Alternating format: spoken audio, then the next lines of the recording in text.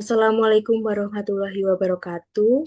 Perkenalkan, saya Nisha Jarosida dari Angkatan 2023, Program Studi S1 Pendidikan IPA Universitas Negeri Malang. Di sini saya akan menjelaskan materi terkait gelombang untuk memenuhi tugas mata kuliah gelombang dan optik.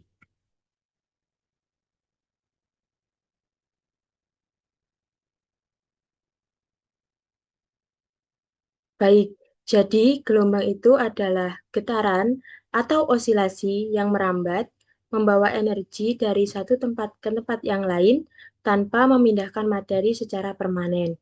Nah, misalnya pada gelombang air, partikel air itu hanya berosilasi naik turun. Nah, sementara pola gelombang bergerak ke depan. Kemudian ada ciri-ciri gelombang, seperti yang sudah saya jelaskan tadi, gelombang itu dapat merambatkan energi. Jadi, gelombang membawa energi dari satu tempat ke tempat yang lain tanpa memindahkan partikel medianya secara permanen. Kemudian, gelombang memiliki panjang gelombang, frekuensi, periode, dan cepat rambat. Kemudian, gelombang dapat dipantulkan, dibiaskan, diinterferensi, dan didifraksi. Nah, sama seperti cahaya dan bunyi, semua gelombang ini bisa mengalami pantulan, pembiasan, interferensi, dan difraksi. Kemudian, medium hanya berosilasi di sekitar titik keseimbangan. Jadi, partikel medium ini bergetar bolak-balik, tegak lurus, atau sejajar arah rambat. Nah, tetapi tidak ikut berpindah jauh. Kemudian, gelombang dapat membentuk gelombang berjalan atau gelombang stasioner. Nah, gelombang berjalan ini merambat terus ke depan, sedangkan gelombang stasioner terbentuk dari superposisi dua gelombang berlawanan arah. Kemudian ada klasifikasi gelombang. Yang pertama, gelombang berdasarkan arah getar dan rambat. Jadi, yang pertama itu ada gelombang transversal. Gelombang transversal ini arah getar mediumnya tegak lurus terhadap arah rambat gelombang. Nah, contohnya itu ada gelombang pada tali, cahaya, dan gelombang elektromagnetik. Kemudian ada gelombang longitudinal.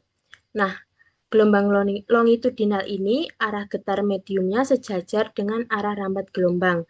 Nah, contohnya itu gelombang bunyi di udara dan gelombang pada bekas. Kemudian gelombang berdasarkan medium rambatnya. Nah, yang pertama itu ada gelombang mekanik. Nah, gelombang mekanik ini membutuhkan medium baik zat padat, zat cair maupun gas. Nah, contohnya itu ada bunyi, gempa bumi, dan gelombang air. Nah, kemudian ada gelombang elektromagnetik. Nah, gelombang elektromagnetik ini tidak butuh medium, jadi gelombang ini bisa merambat di ruang hampa. Nah, contohnya itu ada cahaya, ada radio, dan sinar X. Kemudian ada spektrum gelombang elektromagnetik dilihat dari frekuensinya. Nah, macam spektrum ini ada 7.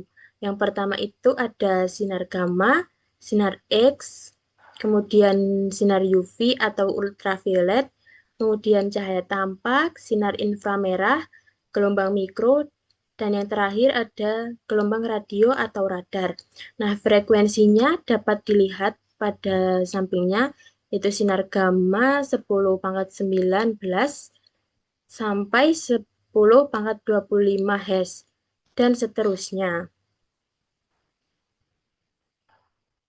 Kemudian ada fenomena gelombang. Yang pertama itu ada gelombang transversal. Nah, ini salah satu contoh fenomenanya.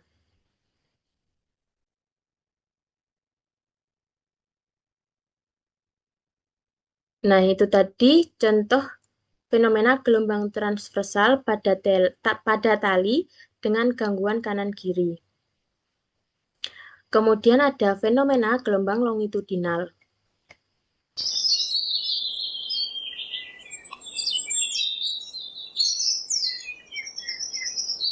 Jadi, bunyi yang ada di sekitar kita merupakan salah satu contoh fenomena gelombang longitudinal. Kemudian ada fenomena gelombang mekanik. Nah, seperti yang sudah saya jelaskan tadi, gelombang mekanik itu membutuhkan medium, baik zat padat, zat cair, maupun gas. Nah, ini merupakan salah satu contoh gelombang mekanik, yaitu gelombang pada air laut.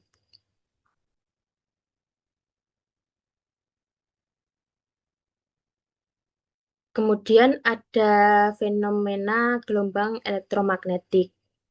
Nah, seperti yang sudah saya jelaskan tadi, gelombang elektromagnetik itu tidak memerlukan medium, dapat merambat di ruang hampa.